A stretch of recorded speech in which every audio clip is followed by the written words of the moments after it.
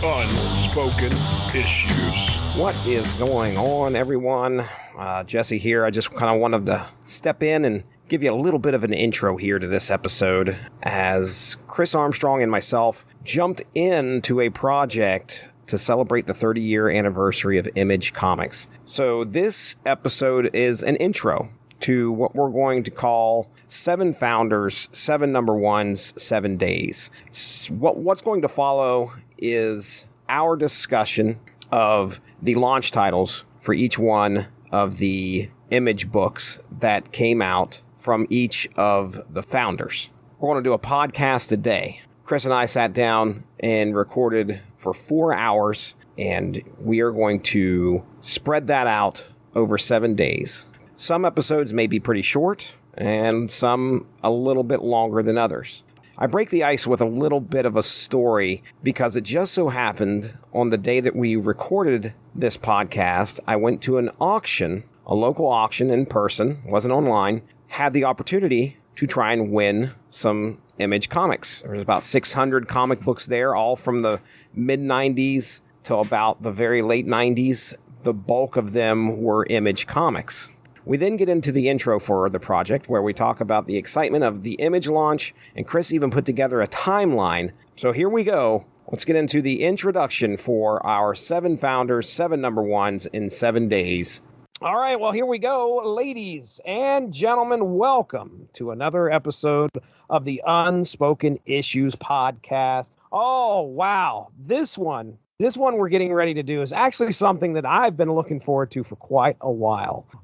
We are in the throes of celebrating the 30-year anniversary of Image Comics. That's right. Image Comics launched. The first issue, I believe, hit in April of 1992. And to fact check me here, I've got Chris Armstrong, of course. He's going to be helping me out. So as April of 92, is that when Youngblood #1 hit the stands? Yes, sir. April 16th, I believe, was the release date for Youngblood #1. All right. So you and I had this fantastic idea to cover the number ones of the Image founders. So that is what we're going to do. But I told Chris Armstrong I had to talk about an experience that I had today before we get into our main episode, if you will. So I'm taking 10 minutes, and I am getting some stuff off my chest, okay? Let it out. Here it is. So, Chris, I sent you a message. I said, look, I'm going to have to be a little bit late. We're going to have to start this podcast late, probably because there is an auction that's going on not too far from me, like about half hour down the road. I've been going to auctions for quite a while. I've been to probably 2 auctions within an hour and a half from where I live that solely focused on comics. Auctions are held every weekend.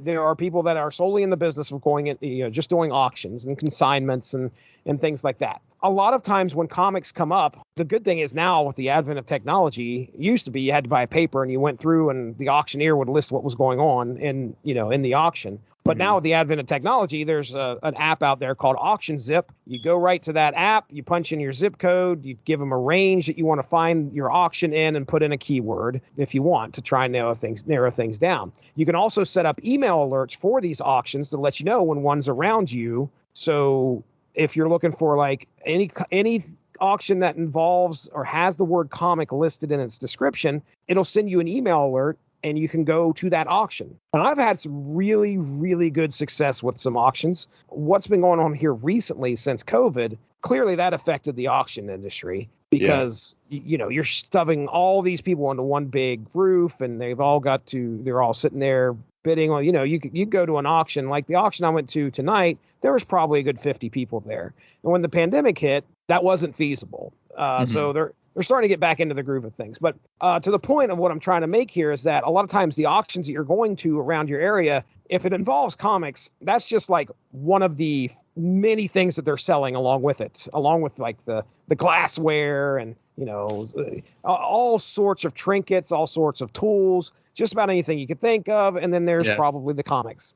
So this happened upon my search engine. You look at the description, big bold letters, lots of comics. I'm like, oh, okay. So you go into the auction, you look at the pictures. They will take pictures of stuff before, obviously, it's going to go on sale to entice people to come and see. And there's a lot of comics there. I'm seeing all these flats of comics, and I start looking, and this is so appropriate. So appropriate. It's like laden with Image comics. Okay? There are some Marvel comics in there. But everything is basically mid-90s forward. There was nothing I saw in the pictures that was sweet spot. Yeah, nothing was pre-1990 in there at all. I think the oldest thing I've seen in there was probably 92, maybe 93. This person had been collecting, and they collected a lot of comics around that time. They also collected a lot of comics that I collected at the same time, but that's neither here nor there, because when I go to these auctions, you can get things for really cheap. I'm talking like, I've been to auctions where I've paid, I think 7 to 10 cents a comic, maybe even less than that after it all shakes down. I did have it. I've got stories that I could tell you about the time I went and saw a Superman versus Muhammad Ali buried underneath a bunch of Bronze Age. It was buried, and I mean buried underneath a bunch of, like, Supergirl, the movie adaptation was in that same box. And I was like, nobody knows what they're getting. And I had the chance to get that. All right, here we go. Here's the auction note. So I get to the auction. First thing I want to try and pay attention to is how much are these comics going to go for, right? I want to know, are people spending like stupid amounts of money, or are they actually somewhat reasonable, or am I going to get these things? Can I kind of gauge if I'm going to be getting these things cheap? So, all right, you got about 40, maybe a little bit less flats. When I say flats, just imagine like a big box. Take the lid off that box and you put comic books in that lid. Okay. So there's about 15 to 20 comics in each one of these flats. So there's about 40 of them there. First lot comes up. All right. Hey, we're going to sell some comics, ladies and gentlemen. Come on down. It's choice out. Now, what that means is that you win the bid. You can go down there. You can look at the comics, pick whichever one you want. You can get that many at the price that you want it for. So if you wanted to buy all 40 at $10 a piece, you could do so. If you only wanted to buy one little lot at $10 a piece, you could do that. Whoever won gets the choice out. All right. Yeah. First lot, guy spends $20 a lot. All right. So he wins the bid at $20. I'm like, oh crap. These are going to be expensive comics. People are going to be dropping lots of money on these 90s comics, which blew my mind. He walks up there. He picks out 2. And they're just filled. I'm pretty certain what he went for was all of the 2 flats that had the most Spawn comics in it. So he probably got about 40 comics for $40. So he paid about $1 an issue, which is good. That's a good start out price. I mean, that's what you probably find easily at a comic book store. Right. But he only picks out 2 boxes. So we still got another 38 to go. All right. Second lot comes up. All right. What's the price going to drop down to? It sells at $10 per choice. If you want to get up there, you can. This guy ends up winning a bid, and he's an older gentleman. He walks up, and I'm like, oh man, let's see how much he's going to spend. He gets 2 boxes. I'm like, okay, this is good. These things are just going really slow, and the price is starting to drop. Right. All right. Next up, next round, bids one at $7.50, and I didn't bid. I'm staying back. Right. This guy gets $7.50 a box. He walks up, he picks 1 box. They're just going slow and slow. And at this point, I write in my notes, okay, I'm shooting for $4, maybe $5. If I want to bid at $5 a box, I'm going to walk up there, pick about, 10 boxes, spend about $50, get all the good boxes, and then watch everybody else just drop away. But here's what happened. They end up abandoning selling the comics for a while and going over and trying to sell these Dickens Village houses, which just drove me nuts. Because there's like 100 of them lining a wall. They would run a bid, somebody would win, and then they'd sit there and have to look through all of the ones, and they'd have to sit there and wait. Well, luckily, they were selling other stuff, but they weren't selling the comics. They were selling other stuff. So I sat there and waited. Finally, they come back to the comic. Another round comes up. First bid, or the winning bid, is at $10 a box. So we went from $10 down to $7.50 a box. Then we went back up to $10 a box. Yeah. Like, oh, this is weird. Well, luckily, this guy just walked up there and picked 1 box again. So he gets 1 box for $10. And that's still a good price. Like I said, if he's got 20 comics in there, he's paying 50 cents a comic. They're bagged, they're boarded. Everything looks great on these comics, right? Yeah. So at this point, I write in my notes, I'm getting these comics at $3 a flat. That is what my intention is. I'm getting these at $3 a flat. I am going to, and whatever's left, I'm buying it all. So next round comes around, we're at $5. And an older gentleman wins the bid at $5. I hold out and I don't bid. And I'm like, okay, next round it's dropping. The trend is there. We're going down. We're going to get to $5, maybe even less. Well, this guy wins it at $5 and he goes up. I don't understand what he saw in these comics, but he must have seen something. He's an older gentleman. You never know. He's definitely older than me. And he goes up and he picks 12 boxes at $5 a piece. So he spends $60. He gets a fair share of comics. But there's about 22 boxes left on the table. And now it's my time to shine, Chris Armstrong. It is my time to shine. So auctioneer, all right, we're bidding comics again. So all right, how about everybody start me out at 10? So the auctioneer, I will give props to this auctioneer because he knew that where the price was, he wasn't stupid and started everything at $100 a box. He didn't do that. Right. He started to realize the trend, and he starts it out at 10. Nobody bites. Drops it down to $7.50 a box. Nobody bites. And I'm sitting there, dude. I've got my number in my hand, and I'm like, come on, drop her down. Drop it on down. $5 a box. I'm not moving. I'm not budging. Let's see if anybody else budges. Nobody budges. $3 a box. And I'm like, okay, put my hand up. I'm the only one bidding on these comics. So auctioneer, 3. Okay, I got 3. 4. Give me 4, 4, 4, 4, 4. 4, 4, 4, 4, 4, 4, 4, 4, 4, 4, 4, 4, 4, 4, 4, 4. Now, I don't know. Probably about minute 15 of trying to get a $4 bid. You're going to call it for the guy that already bid for 3 and just no. What happens, Chris Armstrong? Auctioneer holds out until finally man speaks up in the front. $4. Well, my instinct is to go, okay, I want to get these things at 3. I back off and I let this person bid. So I'm kind of looking around and then I see who bid on it and I recognize them. So immediately, as soon as I recognize who this is, I'm kind of aware of, what kind of business he's in. Uh-huh. I know this guy. I know what he does. It's a local furniture salesman. All right. And he also runs an auction house. And okay, the only thing that's left on this table, okay, I guarantee you, is just Image Comics. There's probably maybe 10% of the 90s Marvel that I'd seen in there, which was some Fantastic Four, some Captain America, all the stuff that happened after Heroes Reborn. Yeah. There was some Heroes Reborn stuff in there. All of these, a lot of that stuff was picked through already. It's just Image Comics sitting there. This guy has no idea who Pitt is. He has no clue who Supreme is. He has no idea who Bad Rock is. But this guy buys all 22 boxes for $4 a box. Spends $80, $90, gets about 300 to 400 comics. I mean, I am livid because this guy has no idea he has no idea, no clue what he has. No clue. I'm not saying it's gold. What I'm saying is that he doesn't appreciate this stuff. I know what he's going to do with it. He's just going to try and flip it later. I'm sending you a picture this Saturday of the auction that's coming up at his auction house.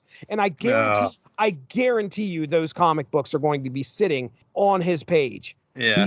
He's going to turn around and flip them. I love the 90s comics. What are we here to celebrate? We're here to celebrate Image. We're here to celebrate 90s comics. But I will tell you that they aren't something that goes for a lot of money. Yet resale value on 90s comics. Yeah, outside of a handful of key issues, which are few and far between in the 90s, there's just, not a whole lot of dollar value attached to most of that stuff. I hate to say that, but I mean, you look at sentimental value. That's a different story. Oh, that's right. It's so close to my heart. I'm looking at these issues of Pitt, right? I'm going through, and there's a ton of issues of Pitt I would have loved to have had. From what I understand, this was somebody's collection. I hope they didn't pass away, but obviously that's usually what you run into sometimes at auctions. People will pass away. They've got a lot of stuff that they want. The family wants to try and they don't have any way of getting rid of that stuff, so they put it in an auction to try and get us liquidated as quick as they can. They want to get that cash as just back into their hands. I'd have to do some research. I really hope he didn't pass away, because if so, he was probably around my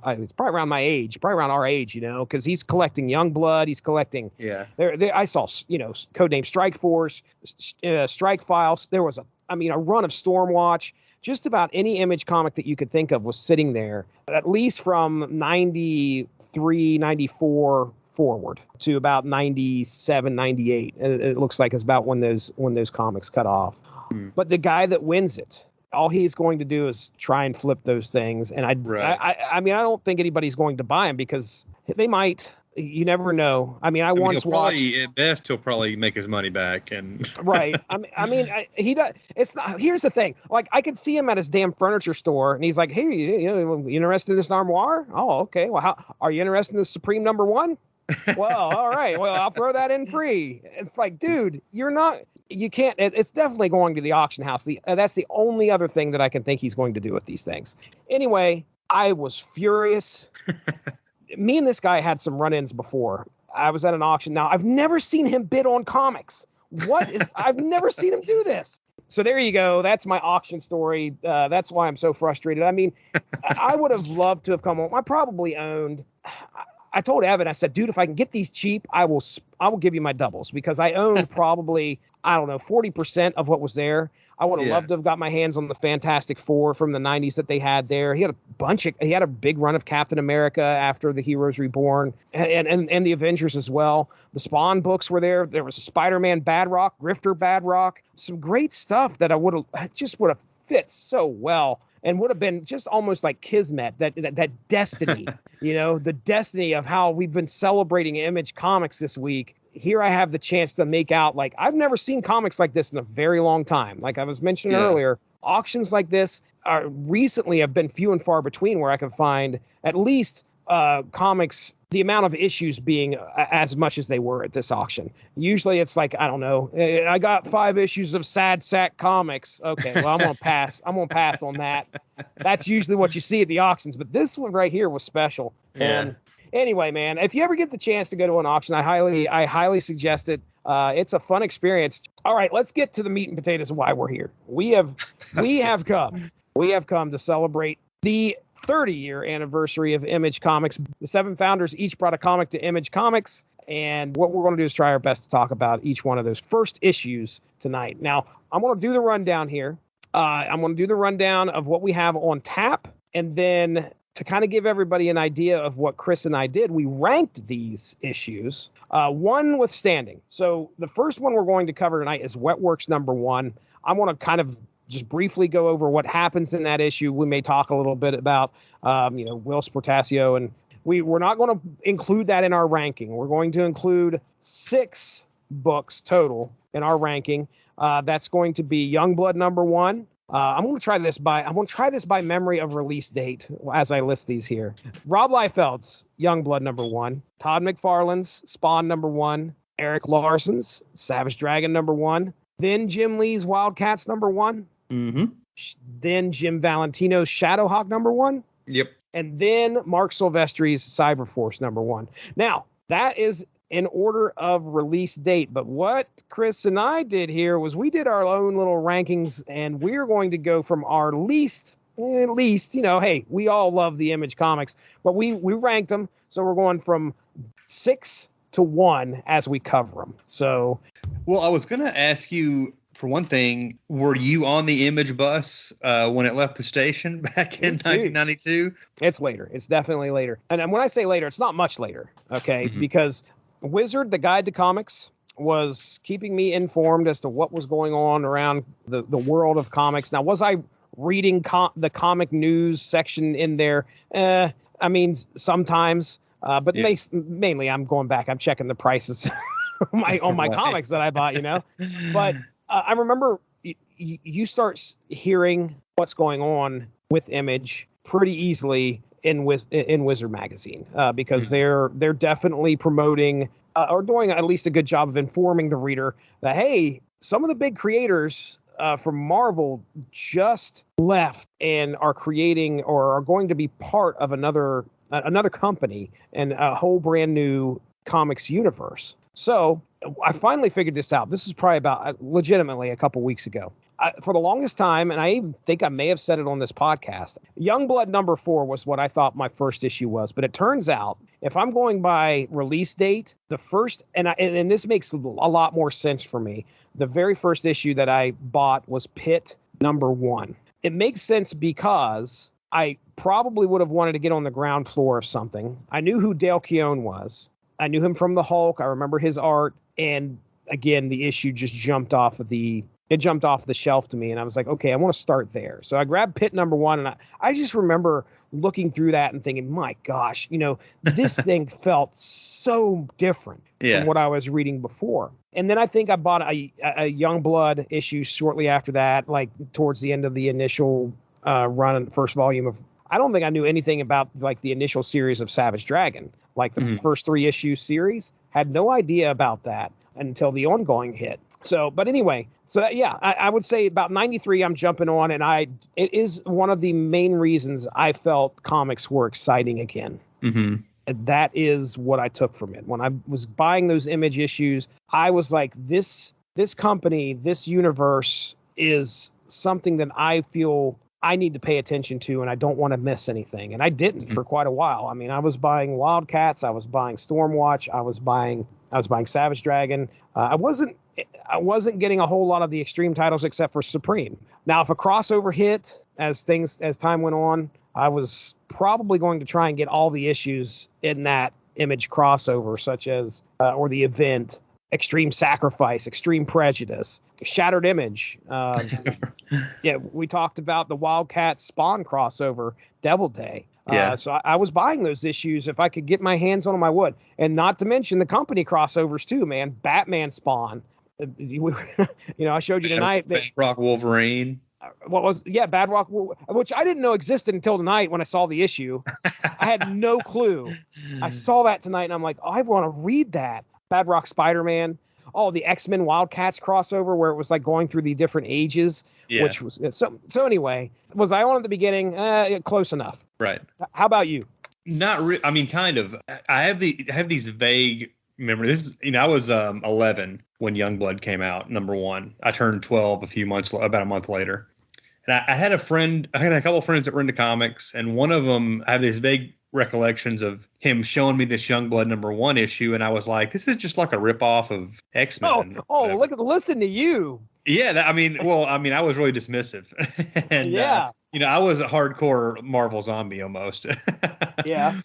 He was like, no, this is the guy that used to do X-Force. And I loved X-Force. I had X-Force number 1, 2, 3, whatever, which actually had not come out that much longer before Youngblood. And then he was kind of the one who clued me in. I think the first Wizard that I ever had was the issue that Spawn was on the cover, maybe number 13. So by that time, the Image stuff was already, I think, at least some of the issues had already come out. But my friend is the one that kind of clued me in. Like, he knew about all these Marvel guys going and starting their own company. I read Youngblood, and I was like, this is badass, actually. I was wrong. Right. So then I think I had all of the number 1s, as they were coming out. And I was lucky that I had an older brother who wasn't really into comics, but was kind of doing the speculator thing. He bought a lot of the early issues, and he would read them, but he was mostly buying them, with hopes that they would be worth money one day, I guess. As we all do. So, right, yeah. So he bought a lot of mostly Image stuff, for a couple of years, and then he kind of fell off it. But while he was going to the comic shop getting stuff, that meant I get to go to the comic shop with him and get my own. Right. So I was kind of all over all that early Image stuff and stuck with it, for several years. So I wasn't like right there on the opening day, stuff, but I think probably before any of the other Image books had come out, I was ready for Spawn number 1 when it was released, and me and my brother were picking that up on the first day. So yeah, I was all about Image, and that was probably when I first started to realize, I like this artist. I don't just like Spider-Man, or I don't just like the X-Men. I like Jim Lee, and now he's doing Wildcat, so I want to read that too. And I was starting to notice the artists, putting names to the artists that I like, and eventually the writers as well. So yeah. That's really cool. And I find that parallel a lot with these guys, with these creators, because I'm the same way. You start to realize how these creators set themselves apart, especially the artists, how they set themselves apart from what came before. And then you're remembering names, which, for me, I wasn't doing that either. At first I was like, okay, well, I like Jim Lee's X-Men. I loved how Todd McFarlane was drawing Spider-Man and Spider-Man villains. I loved it. So I would recognize those names. And then, of course, the unique art style, all of a sudden you're able to pick that out of a lineup real easy. Mm-hmm. So, and I've heard other people say the exact same thing. Not only did they herald in, this creator-driven company, but they knew what they had when they started this. They knew they had enough clout and enough, enough of a following, a fan following, that the fans would follow them where they go. I put a timeline kind of together too, as far as like the creators kind of getting together, making their decisions to go off on their own. Let's hear it. All right, so my sources for this are Rob one, Liefeld himself. Well, that's one of them. I got this, and you've got a copy too, the official Image timeline. That's right. That Jim Valentino put together, and it was released a few months ago. And it's basically just a lot of images of covers and stuff, and promotional images, and then text down the side of each page with dates of, the day that the first issue was released, the day that this meeting took place, yada, yada. So one of my sources is that. And then I've also got Robservations, which is Rob Liefeld's podcast. He's had several episodes where he talks about the formation of Image Comics and stuff like that. Rob Liefeld's a guy who's divisive or controversial, whatever. I'm a big fan. I think you're a fan. Say what you will about him. The guy loves comics, and he was there, so he knows, as far as all this stuff. Right. So that's one of the other sources. So something that's interesting, the first thing I have here, which is the first thing listed in the official timeline, August 4th, 1990, Rob Liefeld and I think Jim Valentino, maybe Tom McFarlane, a few people, but definitely Rob and Dave Ulbrich, Malibu publisher. Yeah, Rob asked him about publishing their comics. And this is, 2 years or a year and a half before the Image stuff actually comes together. So I'd never heard that before. I don't think I've ever heard Rob mention that on his podcast. I'd never read it anywhere in any other interviews. It's not elaborated on in the Image timeline book. It's just, the first thing that's listed, and it's like a paragraph or whatever. So that's interesting. I guess he had talked to Dave well in advance. This is before, X-Force, I think, had even come out. So that's August 4th, 1990. A year later, August 9th, 1991, McFarlane's final issue of Spider-Man comes out, and then he basically retires from comics. He wants to do his own thing, this is something that was brought up on the Robservation podcast as well, that I didn't realize that Todd had taken like several months off. He didn't go straight from Spider-Man into Spawn. That's something that kind of he had to be kind of talked into. So he retired from doing Spider-Man. He got sick of Marvel, I guess. He was going to do these trading cards for the NHL, where he was going to he did a pitch and everything, and the NHL ended up passing on it. I remember that story. Yeah, it was going to basically be NHL trading cards with like Upper Deck, but I remember this. It was like Upper Deck, but it was something different. Like, why would you want to be in the Upper Deck? Why would you want to be in the Upper Deck when you could be in the front row? Right. So he was going to do pictures on the front, and then on the back was going to be his own illustrations of and like caricatures of the players and stuff. But they passed on that, so he didn't do that. So then September 13th, 1991, Rob is decided to do his own independent comic. It's going to be called The Executioners. Those characters would be repurposed or used in Youngblood, I think, as the Berserkers is what they're called in Youngblood eventually. But the ad is those characters as the Executioners. That ad runs in Comics Buyer's Guide, and then Marvel freaks out and basically says you can't do that because it's infringing on the X trademark for the X-Men line. So that's September. Then December 20th, 1991 is the date that McFarlane, Rob Liefeld, Jim Lee meet with Marvel's CEO, basically tell him, hey, we're leaving. We're going to do our own thing. He tries to get him to stay. He offers him the Epic line, which is a creator-owned imprint that Marvel uses from time to time. They were like, no, that's not good. That's no good. We're just going to do our own thing. I don't remember exactly when, but I'm assuming it's between them leaving Marvel and starting Image. But DC had offered Liefeld and I think McFarlane, maybe even Jim Lee, a deal to do some of their books.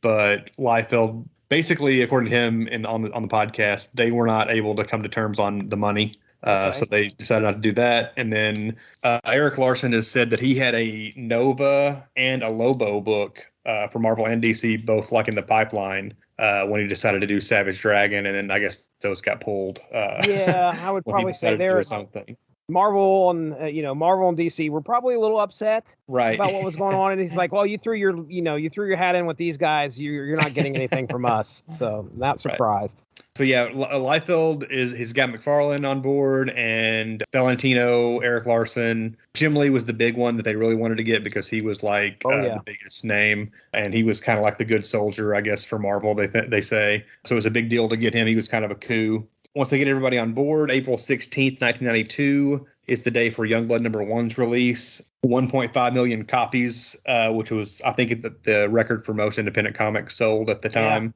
Yeah. Rob tells a story on the podcast about doing signing at Golden Apple Comics that day. Eazy-E showed up. Yeah. Right. And they got to hang out with him. Jackie Childs from Seinfeld, the lawyer. Yeah.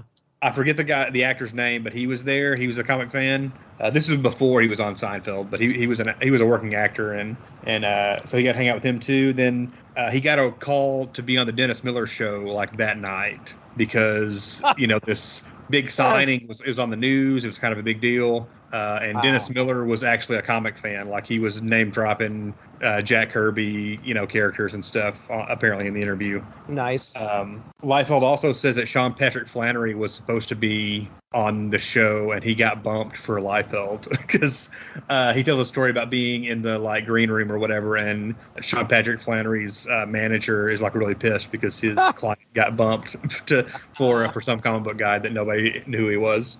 And then in October 1992, Image #0, the coupon deal. Every issue that came out in October had a coupon, and if you collected all those, send them in, you get a copy of Image Comics #0, and that really drove the sales up that month, and it pushed Image to the #2 publisher past DC. Oh boy! Which was the first time any publisher had been 1 or 2 besides Marvel and DC, so it's kind of a big deal. But yeah, the release dates were April 16th, 1992 for Youngblood, June 4th for Spawn #1, which sold 2 million copies. July 3rd of 92 was Savage Dragon #1, which sold 1.5 million. I got conflicting dates on Wildcats #1 because it's not listed in the Image timeline book, but the date I have from Mike's Amazing World was I grabbed mine. August 7th, 1992. Yeah. And I couldn't find a sales figures number for Wildcats #1.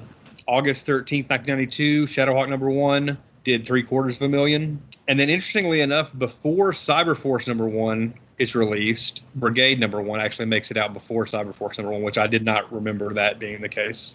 Just kind of a Youngblood spinoff almost. Okay. But yeah, October 8th, 1992, Cyberforce #1, it does 500,000 copies. So that's pretty much like the timeline for the first year of all the big stuff for Image. I remember going down to my buddy's house and seeing Spawn. I think he had Spawn #1 sitting by his bedside. And this guy never hardly collected comics. He was a quarterback for the football team. He's not into anything nerdy like that, but he had Spawn #1. For whatever reason, that was the cool book. I remember when I was late, I think I was maybe my sophomore or junior year of high school. This would have been 5 years later, 5-6 years later. And there was a new kid at our school who heard that I was into comics, and he was like, "Yeah, you like Spawn, man?" And I was like, "Oh yeah, he's all right." That's the only comic he knew anything about was Spawn, but he knew Spawn, and I think it was before the movie had even come out. What a great time to be alive. What a great time to be reading comics. In 2022, comic books are so accepted. They are something that is definitely a staple of the pop culture that's out there. Yeah. Back in the 90s, they weren't. You still had Spider-Man. I shouldn't say that, really. Everybody knew who Superman was. Everybody knew who Spider-Man was. But was it cool to be a comic book reader? We're not at that stage yet in the 90s. It's not widely accepted. I can't go up to the cheerleader and say, "Hey, you want to go watch the Spider-Man movie?" I'm going to get laughed at. So, but this was actually probably around 2002. So I was out of high school, living on my own at this point, and I went on a date. We ended up coming back to my house, and I had a framed X-Men poster on my wall. And the first thing, as soon as she walked in, "Oh, you are into comic books." Just like that. Not like, "Oh, this is cool. You're like comics." No, it was like, "What the dude, you're a grown man. Why is this on your wall? That was her tone. And that's like 10 years after Image dropped. I mean, it's been a long, hard road, folks. It has been a very, the good thing is that we've always knew the nerds of the world were going to run things anyway. So, ladies and gentlemen, that's why you have your film universes, of the Marvel Cinematic Universe, the DCEU. It's because nerds like us have finally gotten to power and we have taken over. I don't know if you've seen Multiverse of Madness yet. Yeah, I have. I got to see that last week. That just made me think. I'm looking at this official Image timeline cover where it's got it's basically a collage of covers of classic Image books from the 90s in current stuff like Jupiter's Legacy, Invincible, stuff like that. It just makes me think I want to go to the universe where 30 years later, all the Image creators are just like Eric Larson, and they're all still doing their books, and it's all still an interconnected, Image universe. Because in the early days, like we're going to talk about, I think every issue. Yep, I know exactly what you're going to say right now. Yes, I think every one of these number ones they mention Youngblood. There were crossovers, between all these books in the early years. But now Image is more like. They're doing stuff like Department of Truth, Saga, stuff that I like. They're not popping in each other's books. That's not happening. Yeah, they're all like their own independent stories, which is, it's great. But it started out as a superhero universe because that's what the creators were coming from. That's what they knew. It's expanded into all this different stuff now. But I would love to see what these guys would be doing and what this cohesive superhero type universe would look like if it had evolved over 30 years. Marvel did over, Spawn is at what, 300 and something now? Spawn is still going. Savage Dragon is up to 250 something, 260 something. Right. Youngblood has had a bunch of different series, in and out. Cyberforce pops in. Every once in a while, these books. There's a new Shadowhawk coming out later this year. These things come. They come and go. Over the. What we ain't getting is a Wildcats. No. No.